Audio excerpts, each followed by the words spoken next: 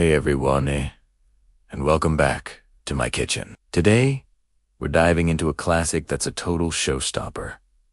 Lucy's velvety red velvet cupcakes with the most incredible cream cheese icing. Trust me, once you make these from scratch, you'll never go back to the box mix. They're perfect for birthdays, holidays, or just because you deserve a treat. So, let's roll up our sleeves and get baking. First up, let's gather our ingredients for the cupcake batter.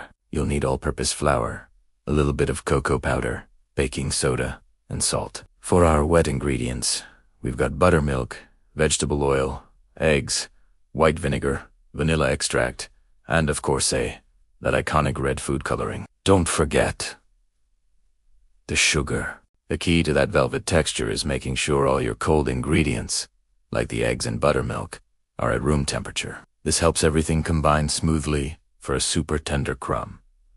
Alright, let's get mixing. In a large bowl, whisk together your dry ingredients: the flour, sugar, cocoa powder, baking soda, and salt. Just give it a good mix to make sure everything is evenly distributed. This step is super important to ensure your cupcakes rise perfectly. The small amount of cocoa powder might seem strange, but it's essential for that authentic red velvet flavor. It's not a chocolate cupcake.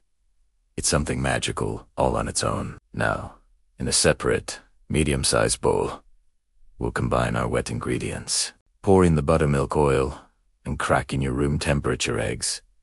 Add the vanilla extract and the white vinegar. The vinegar reacts with the baking soda to give our cupcakes a beautiful lift and a really tender texture. Now for the star of the show, the red food coloring. I am using a gel food coloring because it gives a much more vibrant and intense color without adding too much liquid. Start with about 1 to 2 teaspoons and see how you like the shade. You can always add more until you get that deep, rich red you're looking for. Whisk it all together until it's a beautifully smooth, bright red liquid. It's time to bring it all together. Slowly pour your wet ingredients into the bowl of dry ingredients.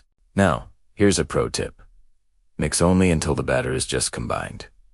We want to be careful not to A few lumps are perfectly okay. Overmixing develops the gluten in the flour too much, which can lead to tough, dense cupcakes, and we're aiming for light and fluffy.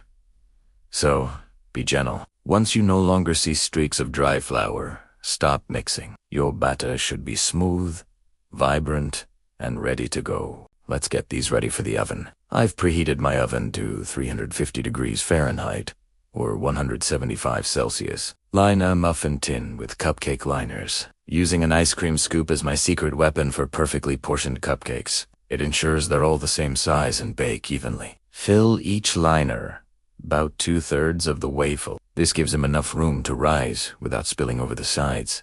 This recipe should give you about 80 to 20 beautiful cupcakes. Pop them into the preheated oven and bake for about 18 to 22 minutes. To check if they're done, use the classic toothpick test. Gently insert a toothpick into the center of a cupcake. If it comes out clean, or with a few moist crumbs attached, they're ready. If there's wet batter on it, they need a couple more minutes. Once they're baked to perfection, take them out of the oven. Let them cool in the muffin tin for just a few minutes before transferring them to a wire rack to cool completely. This step is crucial. You absolutely must let them cool completely before you even think about frosting them. If they're even a little bit warm, that beautiful cream cheese icing will just melt right off. While our cupcakes are cooling, let's make the best part.